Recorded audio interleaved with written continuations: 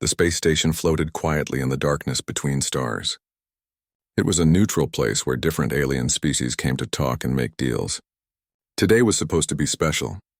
The Velkan Empire had called a meeting to offer peace terms to humanity. At least that was what they said. High Ambassador Zelvik waited in the Grand Hall. He was tall, much taller than a human, with 4 arms and large compound eyes that could see in many directions at once. His skin had a blue shine to it like metal in the sunlight. Around him stood representatives from other alien species. They all looked nervous. Everyone knew what the Velkans had done to Earth 3 years ago. Zelvik crossed all 4 of his arms. He looked confident, almost bored. To him, this meeting was just a formality. The humans would accept whatever terms he offered. They had no choice. His empire was too strong, too advanced. The humans were just primitives from a dangerous world who got lucky enough to build spaceships. His aide, a younger Velkan with nervous movements, approached him carefully.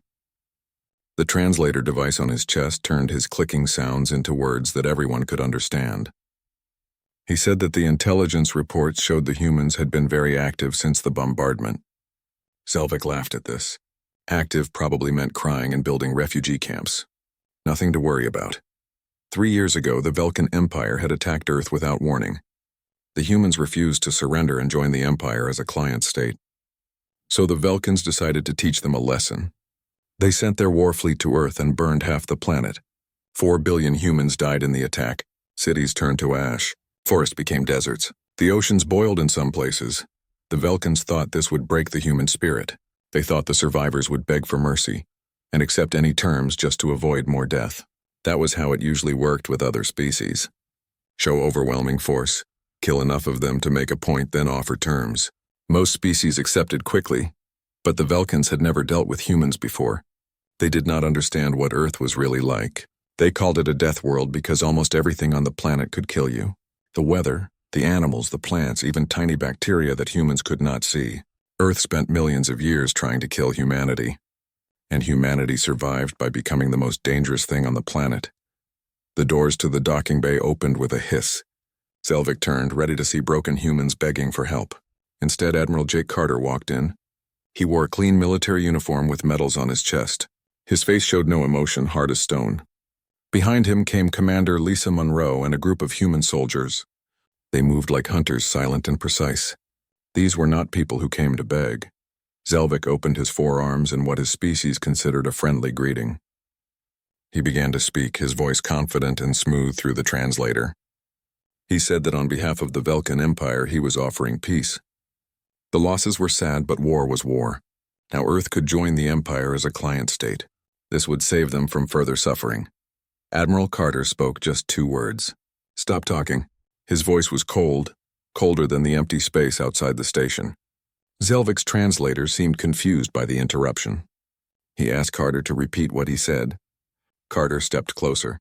Even though he was half the size of the alien ambassador, Zelvik felt a strange urge to step back. Something about the human's eyes made him uncomfortable. Carter repeated himself slowly. "Stop talking." Then he continued. The Velkans had killed 4 billion humans. They burned entire cities to the ground. They targeted hospitals where sick people went for help. They targeted schools where children learned. They targeted refugee centers where scared families tried to hide. They did all of this because humans refused to kneel and accept slavery. Zelvik tried to speak again to explain that they were now offering peace. But Commander Monroe pressed something on her datapad. The huge view screen behind the ambassador lit up. Images appeared, dozens of them. Velkan military bases burning. Velkan supply ships destroyed in deep space floating as wreckage. Velkan colony worlds with their lights going dark one by one. Monroe spoke in a level, calm voice. For the past 3 years, while the Velkans thought humans were hiding and crying, they were actually taking apart the Empire piece by piece. Every military outpost in the outer reach was gone, destroyed. The fortress at Kepler Station was now just rubble floating in space. The massive shipyards at Proxima were scrap metal. Humanity had been very busy indeed. Zelvik's large eyes grew wider as he watched the images. This was impossible. Humans were primitives. Their technology was inferior.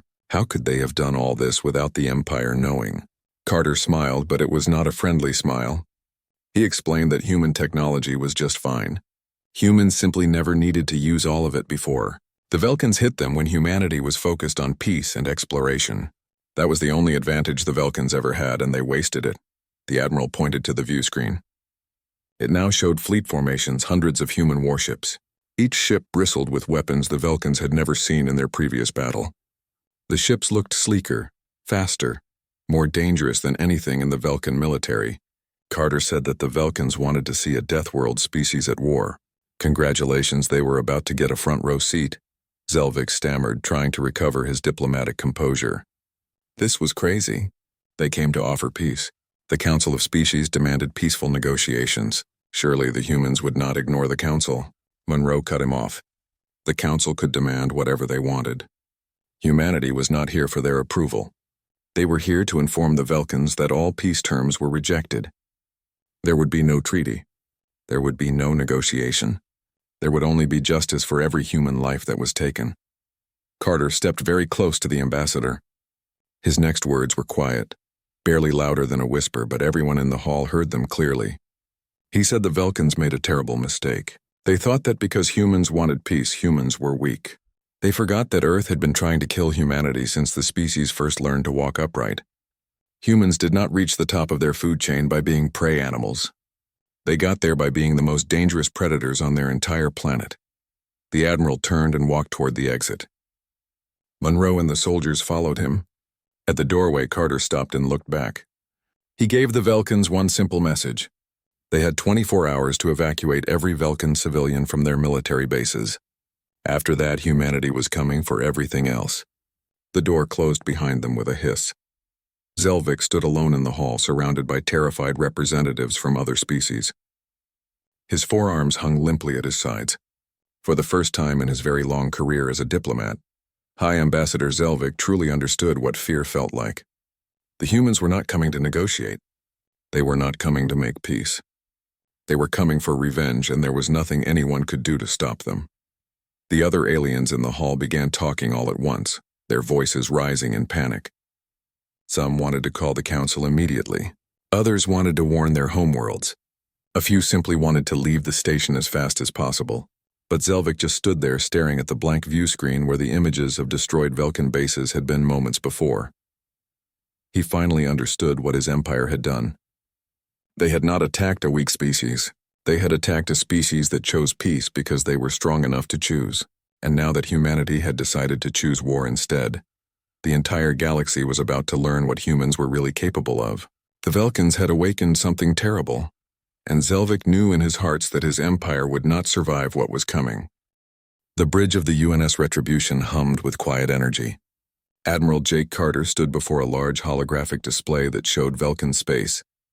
Red markers indicated their targets, dozens of military installations that had helped launch the attack on Earth 3 years ago. Each one would pay for what they did. Carter asked for a status report without looking away from the display. Commander Lisa Monroe stood at her station with a datapad in her hand. She reported that all fleet groups were in position and ready. Gamma Fleet waited at the edge of the outer reach. Delta Fleet surrounded the Velkan homeworld but stayed quiet as ordered. Beta Fleet moved through asteroid fields near the enemy industrial zones. Carter asked about Alpha Fleet. Monroe smiled slightly. Captain Greg Palmer had the UNS Defiance in position over the Velkan fortress world called Dreykus 7. The enemy fleet was trying to organize a defense, but they were confused and slow. They were not expecting humans to move this fast. The Velkans still thought they had months before humanity could mount a serious attack. Lieutenant Kevin Ross spoke up from the communication station.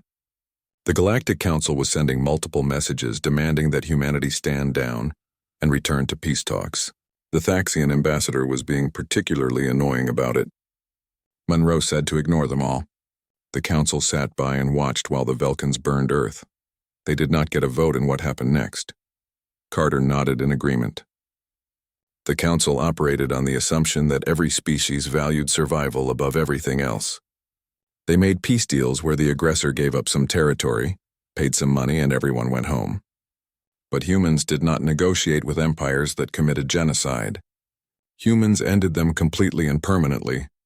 Dr. Helen Martinez stepped forward.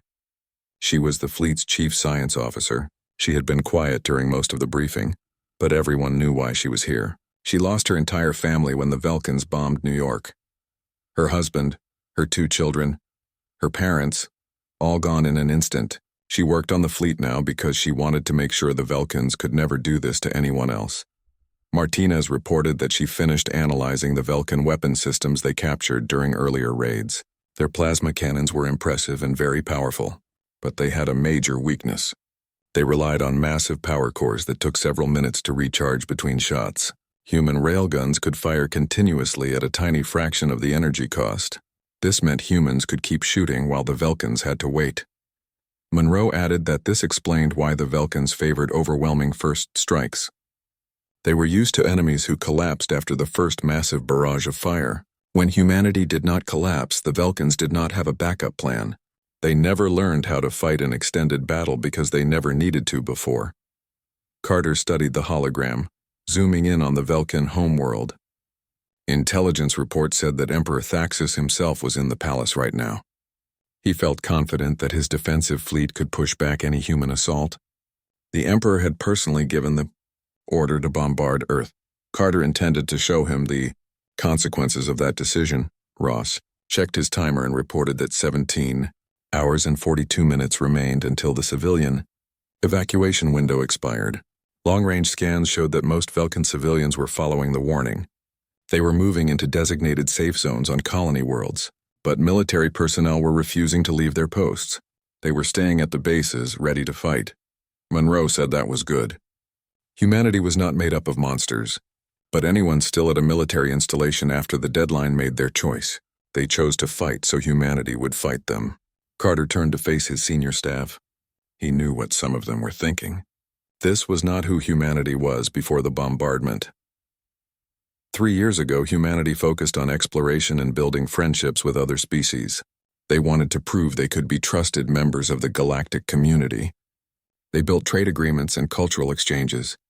They shared their art and music and science with anyone who wanted to learn. That version of humanity believed in peace above all else. But the Velkans did not attack that version of humanity.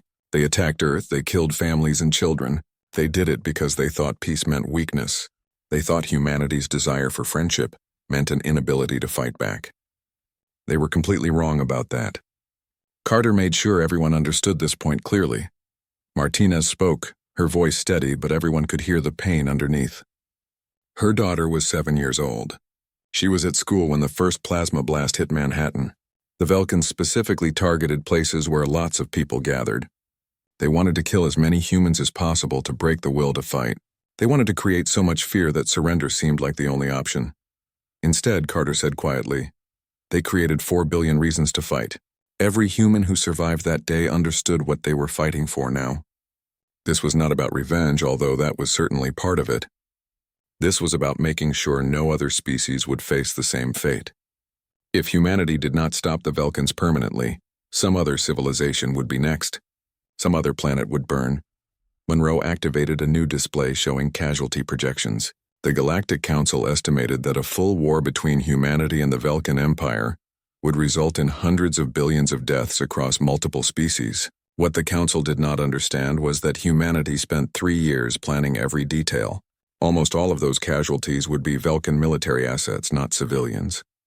Every strike was designed to destroy the war machine while protecting innocent lives. Ross interrupted to report that Captain Palmer sent a new message. The Velkan defense fleet at Drakus 7 was moving to intercept the human ships. They were broadcasting demands on all frequencies. Withdraw immediately or face total destruction. The Velkan commanders sounded very confident. They still believed their superior numbers would win the day. Carter's expression did not change. He told Ross to inform Captain Palmer that he had full authorization to engage at his discretion. The rules of engagement remained in effect. Any Velkan military vessel that refused to stand down was a valid target. But civilian transports were completely off limits. Humanity would not sink to the Velkan level of deliberately targeting innocents. The bridge fell silent as everyone watched the tactical display. In the empty space near Drakus 7, the symbols representing human and Velkan ships began to move. The Velkans formed a traditional battle line, preparing for a frontal assault. This was exactly what Captain Palmer expected. Instead of charging straight at them, he split his forces into 3 groups. Martinez monitored the sensor feeds and reported first contact in 30 seconds. The Velkin ships were charging their massive plasma cannons. It took them almost a full minute to build up enough power for a shot. Monroe watched with professional calm. Palmer was using a maneuver they practiced many times. He would let the Velkins fire their first salvo into empty space, while his ships came in from multiple directions. The Velkin fleet fired. Massive bolts of superheated plasma streaked through space toward where the human ships had been just moments before, but Palmer already executed his maneuver. The human vessels were now positioned above, below, and behind the Velkin formation. The enemy had fired at ghosts, wasting their one big advantage. Ross announced that human railguns were firing. The weapon sent solid projectiles at incredible speeds, punching through Velkin shields like they were made of paper. Multiple hits registered across the enemy fleet. Their shields collapsed faster than they could reinforce them. The Velkin ships tried to turn and face the new threat, but human vessels were too fast and too maneuverable. Carter watched as the Velkin battle line fell apart. It was not even close to a fair fight. The enemy ships were built for overwhelming power rather than sustained combat. They relied on one massive strike to end battles quickly. Human ships were lighter, faster, and could deliver continuous fire while staying mobile. It was like watching a pack of wolves hunt a bear. The bear was bigger and stronger, but the wolves were smarter and faster. Ross reported that the Velkin flagship was sending a message. Admiral Krennic was requesting terms of surrender. His voice sounded shocked and desperate. This was not supposed to happen.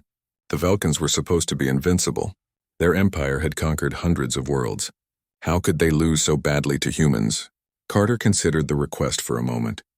He told Ross to inform Admiral Krennic that if he ordered his entire fleet to stand down immediately and evacuated all personnel to the planet's surface, humanity would spare his ships from further destruction. But the fortress itself was still a valid military target. It would be destroyed as planned. Within minutes, the surviving Velkin ships began pulling back. They limped toward the planet, trailing debris and venting atmosphere. Carter felt no satisfaction in the victory. This was just the beginning of a long campaign. The Velkins had dozens more fortresses, hundreds of military installations, and an emperor who still believed he could talk his way out of this situation. Carter activated the fleet-wide communication channel. His voice reached every human ship in the battle group. He told them that the Velkins had been given every opportunity to accept responsibility for their actions. Emperor Thaxus sat on his throne made of crystal that came from a conquered world. The throne room was enormous, with walls that showed holographic images of every planet his empire controlled. There were hundreds of them, entire civilizations that had been forced to kneel before Velkin might. Earth was supposed to be the newest addition to that collection, but something had gone terribly wrong. Red warning lights flashed throughout the palace. Alert sirens wailed in the distance. The Emperor gripped the armrests of his throne so hard that the crystal started to crack under his 4 massive hands. General Vexar, commander of the Imperial Guard, approached the throne carefully. He looked afraid, and that made Thaxus even more angry. Thaxus demanded a report. Vexar explained that the human fleet had completely surrounded the planet. They destroyed all the orbital defense platforms that protected the homeworld. The outer system patrol groups were eliminated. The remaining Velkin forces were falling back to the inner defensive sphere, but even that might not hold. The Emperor could not believe what he was hearing. How could this be possible? The Velkins crushed the human military 3 years ago. They burned their world and killed half their population. Humans should be extinct by now, or at least too broken to fight back. Vexar explained carefully that intelligence had severely underestimated human industrial capacity and determination. While the Velkin Empire was busy consolidating control over recently conquered territories, humanity was building a fleet, not just any fleet, but one specifically designed to counter Velkin weapons and tactics. The humans studied every engagement, learned from every battle, and adapted their technology accordingly. They turned their weaknesses into strengths and exploited every Velkin vulnerability.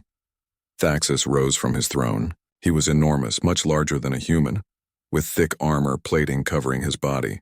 His species evolved on a heavy gravity world, which made them strong but slow. He declared that they would fight.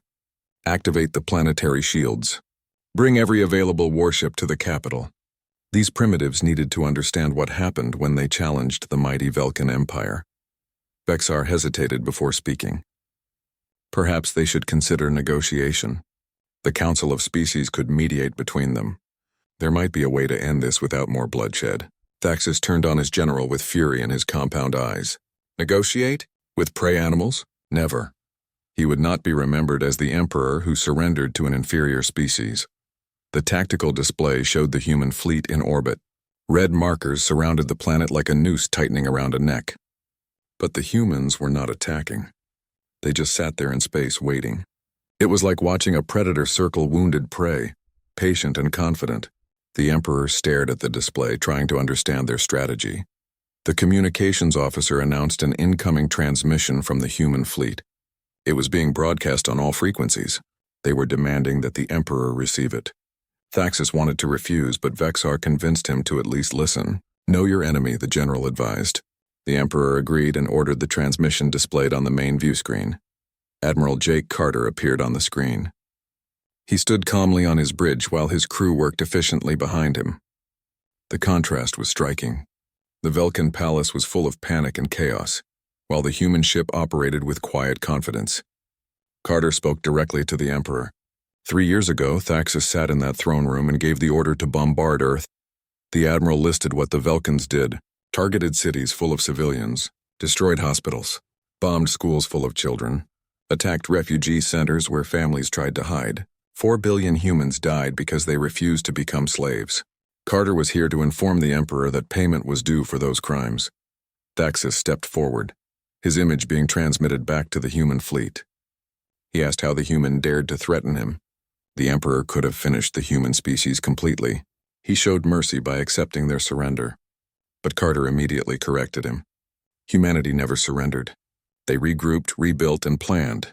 Now they were here to ensure the Velkins could never threaten another species again. The Emperor laughed, a harsh sound that the translator turned into something like grinding metal. His empire spanned 300 worlds.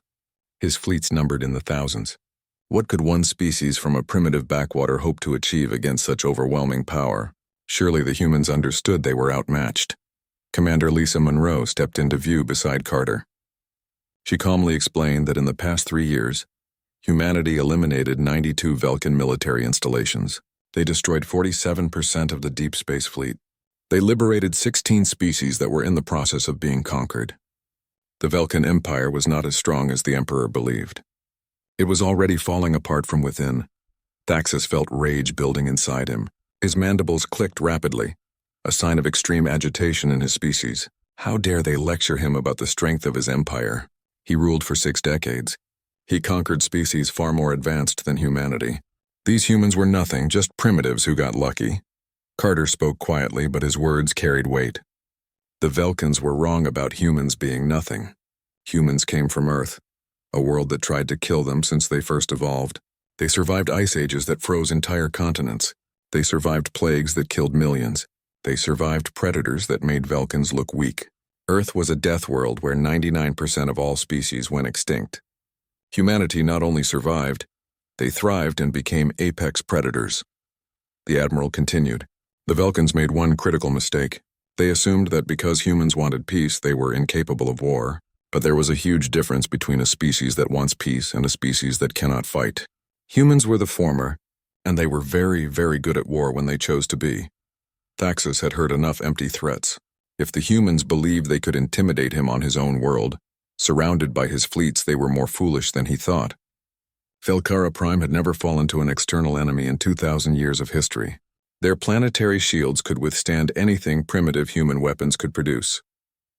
Monroe smiled, but there was no warmth in the expression. Humanity was not going to attack the shields. They were not even going to attack the planet. They were going to do something much simpler and far more effective. Carter nodded to someone off-screen. 3 years ago, he explained, the Velkins taught humanity a valuable lesson about warfare.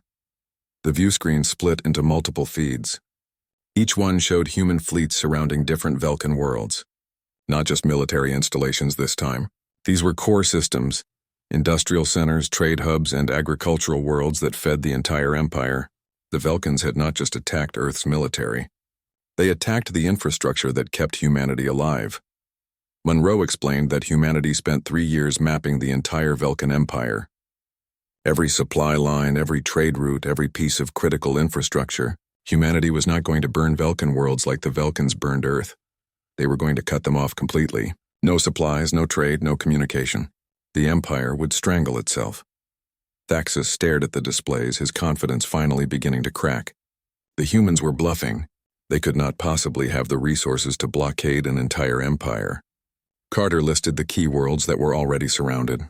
The capital, the main military fortress, the largest shipyard, the primary food production planet, the main fuel processing facility. Should he continue? Monroe presented two options. Option 1 was simple.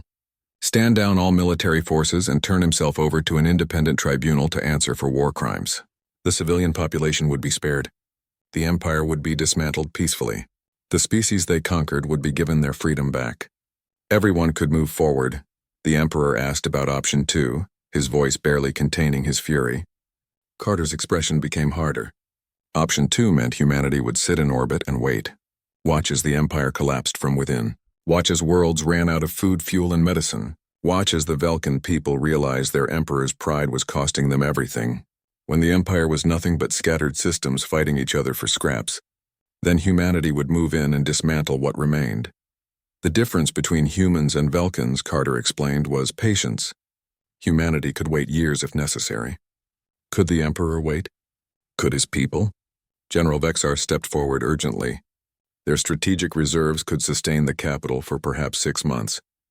The outer worlds had less. If the humans were serious about this blockade, the empire would collapse. Thaxus ordered him to be silent. He turned back to Carter, all forearms trembling with rage. The emperor refused to surrender. He refused to stand trial before alien judges. He was the emperor of the Velkan Empire. He bowed to no one, especially not to primitives from a backwater world. Carter accepted the choice without emotion. Option 2 it was. The human fleet would remain in position. Velkan civilians would starve because of imperial pride. When it was over, when the empire was nothing but a warning story, humanity would make sure everyone remembered why it fell. A Deathworld species that the Velkans tried to exterminate decided that enough was enough.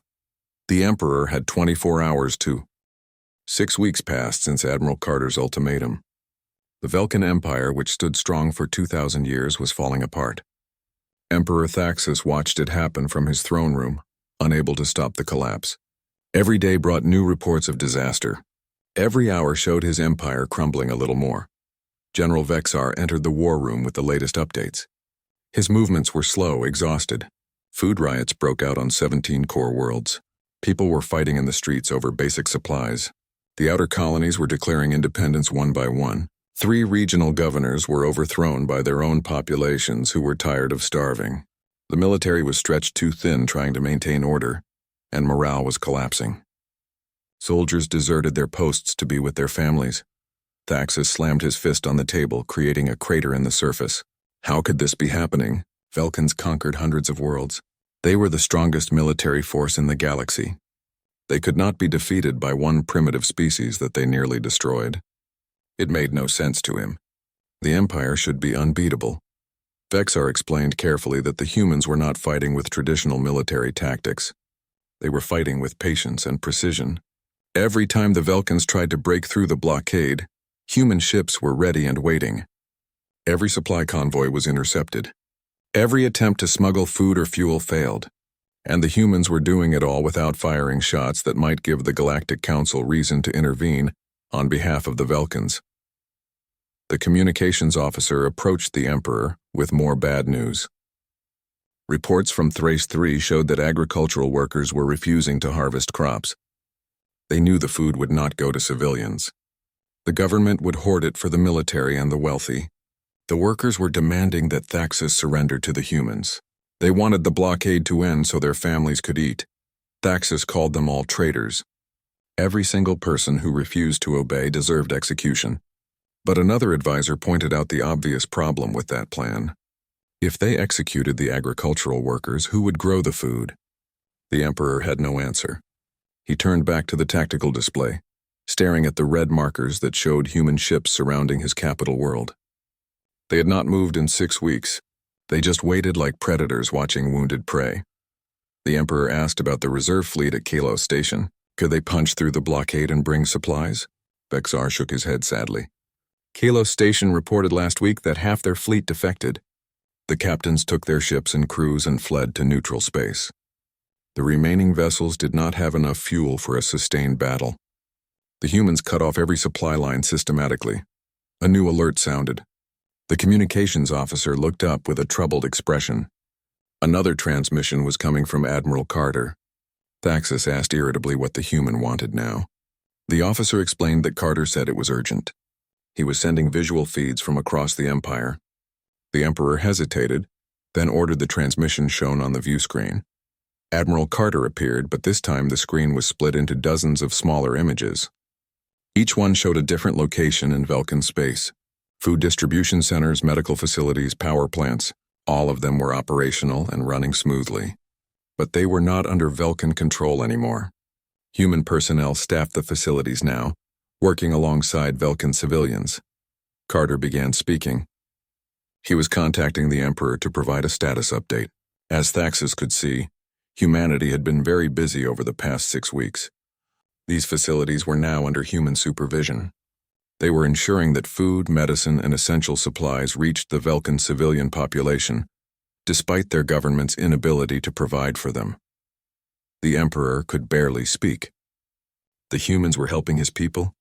Commander Monroe appeared beside Carter and corrected his understanding. They were helping the Velkan civilians, not the government. There was a difference. Humanity made it very clear to the population that humans were not their enemy. Emperor Thaxus was the enemy. His pride and his refusal to accept responsibility were causing all the suffering. Thaxus roared in anger. This was outrageous and completely unacceptable. The humans had no right to interfere with internal imperial affairs. Who did they think they were? Carter responded bluntly. The Empire no longer existed, not in any meaningful way. 23 colonies formally declared independence. 47 more were negotiating with humanity for peaceful transition. The military was down to 30% operational capacity. The only reason they were still having this conversation was because humanity was giving the Emperor one last chance to end this without more bloodshed. A new face appeared on one of the split screens. Captain Greg Palmer reported that General Corvin surrendered the fortress at Dracus 7. His troops laid down their weapons and requested safe passage for their families to neutral zones. The general chose to save lives instead of dying for a lost cause. Thaxus whispered the word traitor, his voice hollow. Dracus 7 was supposed to be impregnable. If it fell without a single shot fired, then nowhere was truly safe. Monroe said that General Corvin was not a traitor. He was a realist who understood that continuing to fight would only result in more deaths. His soldiers understood it too. They chose to save their families instead of dying for imperial pride. Carter leaned forward, his expression serious but not cruel. He acknowledged that this was not easy for the Emperor. Thaxus built his entire identity around being the unconquerable leader of a mighty empire. Admitting defeat went against everything he believed about himself and his species. But right now there was still a choice. Continue down this path and watch the entire civilization collapse into chaos, or do what was best for the Velkan people. The Emperor said bitterly that Carter wanted him to surrender. Stand trial for war crimes. Be paraded in front of the galaxy as an example of what happened to those who opposed humanity. Carter confirmed this without hesitation. Yes, that was exactly what humanity wanted. Because Thaxus was a war criminal who ordered the deaths of billions of innocent people, he needed to answer for those crimes. But more importantly, the Velkan people needed to see that there were real consequences for genocidal conquest. If Thaxus surrendered now, accepted responsibility, and cooperated with the tribunal, they could begin rebuilding. The Velkan species could have a future, just not the one the Emperor imagined for them. General Vexar stepped forward, his voice urgent and pleading. He told the Emperor that Carter was right. The war was lost. Continuing to fight would only make everything worse. The people were suffering needlessly. If Thaxus surrendered, at least the civilians would have a chance to survive and rebuild their lives. Thaxus turned on his general with rage and desperation. Even Vexar wanted him to surrender. The general spoke quietly but firmly. He would have the Emperor save their species. The imperial legacy was already destroyed beyond repair, but Thaxus could still choose how this story ended. Be remembered as the Emperor who refused to accept reality and let his people suffer, or be remembered as the emperor who made the hard choice to ensure his species survived. The throne room fell completely silent. On the view screen, Carter and Monroe waited patiently. They had no need to rush or push harder. Time was on their side. Every day that passed, more of the empire crumbled. Every hour brought new reports of suffering and chaos. The humans could afford to wait as long as necessary. Emperor Thaxus looked around the war room. His advisors, his generals, his staff, all of them wore the same expression. Exhaustion, mixed with desperate hope that he would make the right choice. He looked at the tactical displays showing his empire crumbling in real time. He looked at the feeds showing human soldiers distributing food to starving Velkin children. Finally, he looked back at Admiral Carter. He asked what guarantee he had that the humans would not simply execute him after surrender. Carter answered honestly. The Emperor had his word. More importantly, he had the word of the Galactic Council.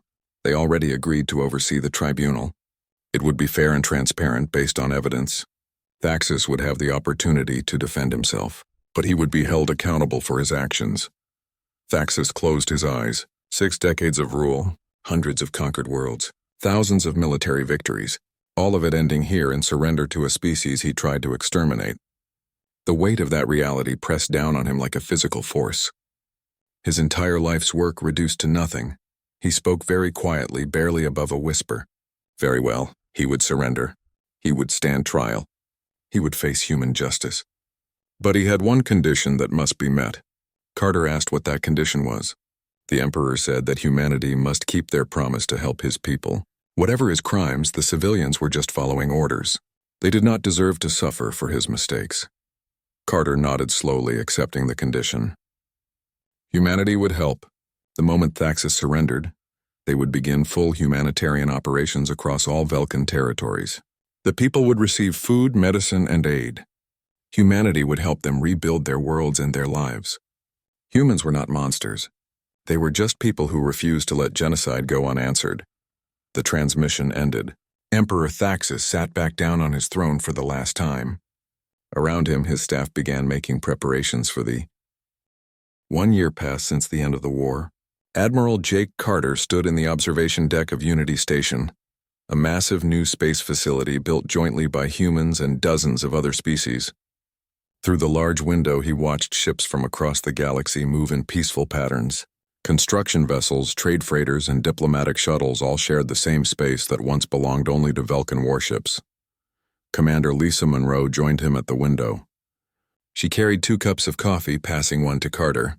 They stood together in comfortable silence, watching the busy activity of a galaxy rebuilding itself. Ships came and went. Crews worked on repairs. Diplomats negotiated new agreements. Life continued better than before. Monroe finally spoke. The tribunal concluded its work today.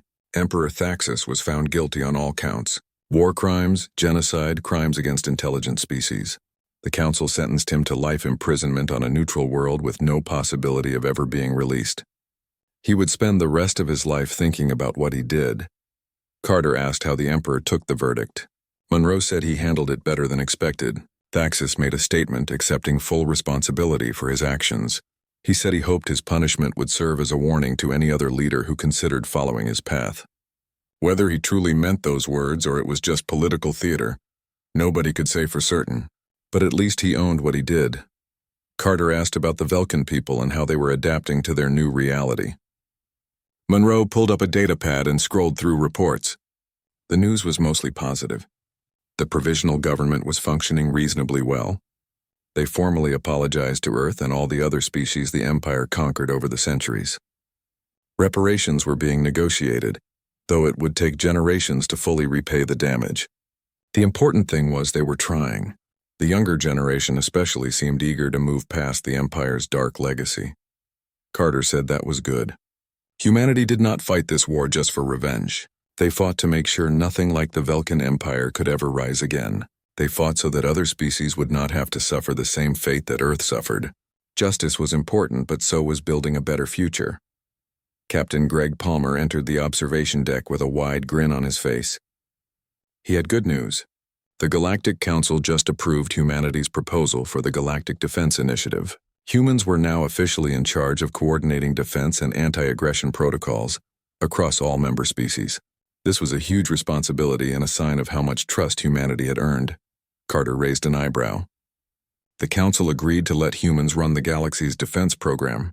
After humanity just dismantled an entire empire, Palmer explained that the Council approved it precisely because humanity dismantled that empire.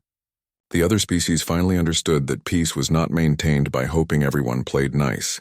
Sometimes you needed someone willing and able to enforce the rules. Right now, humans were the only ones who proved they could do that effectively.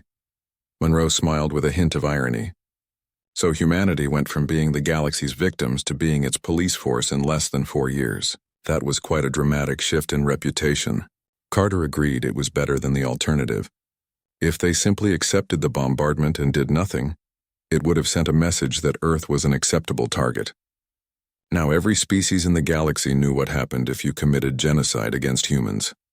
Palmer pointed out the window, toward a section of the station under construction. The memorial station was almost complete. It would display 300,000 names, one for each city destroyed on Earth. They were calling it the Wall of Remembrance.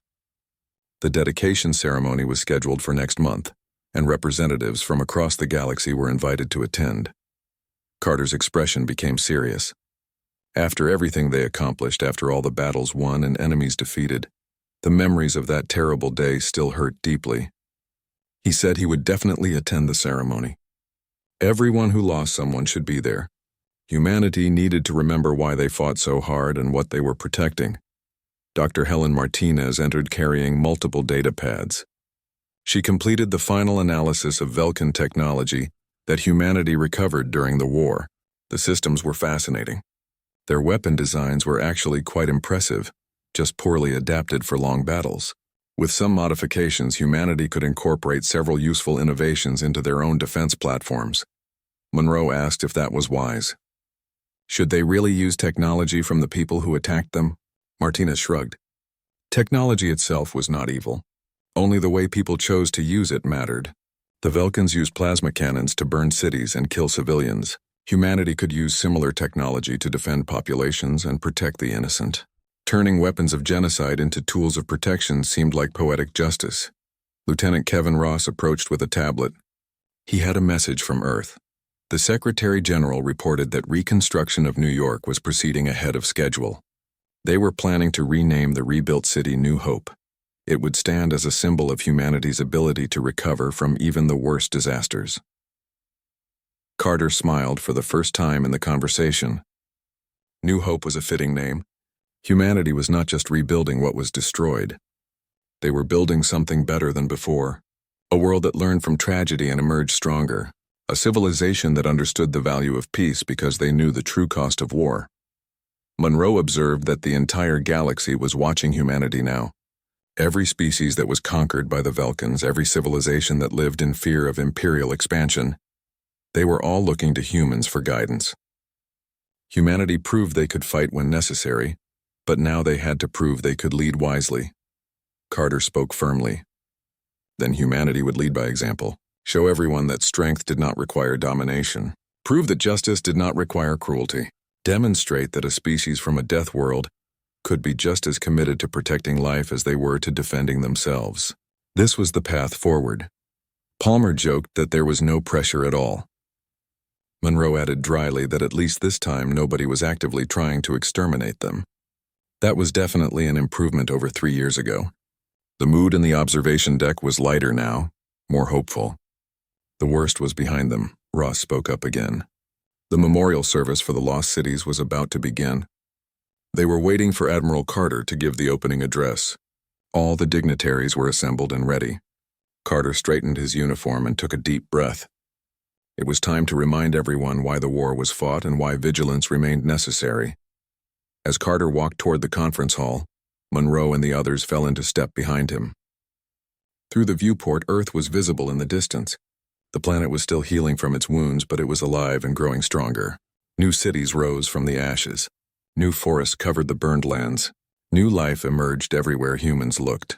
The galaxy learned a hard lesson over the past 4 years. Humanity was not prey. Humanity was not weak. And when you pushed humans to the breaking point, when you threatened everything they loved and everyone they cared about, they did not collapse. They fought back with everything they had. And they won decisively. Carter began his address to the assembled crowd. Representatives from dozens of species listened carefully. Humans stood alongside former Vulcans. Former enemies worked together on shared projects. The war was over. But the work of building peace continued every single day. He spoke about the 4 billion lives lost. Parents, children, friends, entire families gone in an instant. They died because one empire decided human lives did not matter. Because refusing to surrender made Earth an acceptable target. Those deaths would never be forgotten and they would never be meaningless. Carter explained that humanity could have responded with equal brutality. They could have become everything the Vulcans accused them of being. But they chose a different path. Fight back when necessary, but protect the innocent. Dismantle the war machine, but help the civilians. Prove that you could be strong without being cruel. The memorial station they were dedicating today served 2 purposes. First, it honored the dead and ensured they would always be remembered. Second, it reminded everyone who they were, humans from Earth, a death world that made them tough and resilient. But Earth also made them compassionate because they understood the value of every single life. The Vulcans called for peace after attacking Earth. They expected gratitude for allowing humanity to survive. They were completely wrong. Humanity did not want their version of peace. They wanted justice. And they achieved it through accountability, not revenge, through systematic action, not blind rage. Now humanity stood at a crossroads. They could become the next empire, using their proven strength to dominate others, or they could be something better. Be the shield that protected weaker species. Be the example showing that cooperation was stronger than conquest. Honor the 4 billion lost souls by ensuring no other species ever experienced what Earth endured. Carter looked directly at the Vulcan delegation. They were former officers who cooperated with the tribunal and now worked to rebuild their society. He told them they were not defined by their empire's crimes. They were defined by how they moved forward. They had a chance to. 2 years after the war ended, the galaxy looked completely different. New alliances formed between species that once feared each other. Trade routes reopened. Cultural exchanges flourished. The shadow of the Vulcan Empire was finally fading, replaced by something humanity helped build. A community of equals rather than conquerors and conquered. Admiral Jake Carter walked through the halls of Unity Station. Everywhere he looked, he saw cooperation. A Vulcan engineer worked alongside a human technician, repairing a power conduit. A Thaxian diplomat laughed at a joke told by her human colleague. Children from a dozen species played together in the observation garden, their parents watching peacefully. This was what they fought for. Not revenge, though that played a part. Not domination, though humanity certainly had the power for it. They fought for the simple idea that every intelligent species deserved to live free from fear, free from the threat of genocide, free to build their own futures without bowing to empires. Commander Lisa Monroe found him in the garden. She brought news from Earth. The planetary reconstruction was now 80% complete. Population centers were rebuilt and thriving. The ecosystems damaged by the bombardment were recovering faster than expected. Earth was healing and so were its people. But Monroe also brought more serious news. A new threat was emerging in the Outer Rim. A species called the Zorath were expanding aggressively into neighboring territories. Initial reports suggested they were following the same pattern as the old Vulcan Empire. Overwhelming force, demands for submission, and threats of annihilation for those who refused.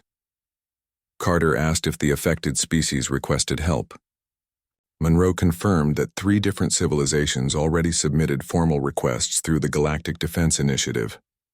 They were afraid. They remembered what happened to Earth. They did not want to face the same fate, but they also knew that humanity stopped the Vulcans. Maybe humans could stop the Zorath too. The Admiral looked out at the children playing in the garden. Some of them were Vulcan, descendants of the same empire that attacked Earth. They played without any knowledge of the war their parents fought. That was how it should be. Children should not inherit the hatreds of previous generations. They should inherit hope. Carter told Monroe to schedule a meeting with the Defense Council. They needed to assess the Zorath situation carefully. Humanity made a promise when they took charge of galactic defense. They promised to protect species that could not protect themselves. If the Zorath were truly following the Vulcan path, then humanity had an obligation to stop them before billions more died. Dr. Helen Martinez joined them in the garden. She spent the past year working with Vulcan scientists, sharing knowledge and rebuilding trust. The collaboration produced remarkable results. New medical techniques that saved lives, agricultural methods that increased food production, energy systems that were cleaner and more efficient. Science united people in ways that politics never could. Martinez mentioned that several young Vulcans approached her recently. They wanted to join the human fleet, to serve in the Galactic Defense Initiative. They felt guilty about what their empire did to Earth. They wanted to make amends by helping protect other species from the same fate. She asked if Carter would consider accepting them. The Admiral thought carefully before answering. The easy answer was no. Many humans still carried deep scars from the bombardment. Accepting former enemies into the fleet would be controversial. But Carter learned during the war that holding grudges forever only created more problems. Forgiveness was harder than revenge, but it was also more powerful. He told Martinez that if the young Vulcans passed the same screening and training as everyone else, they would be welcome. Humanity did not judge people by where they came from. They judged them by their choices and actions.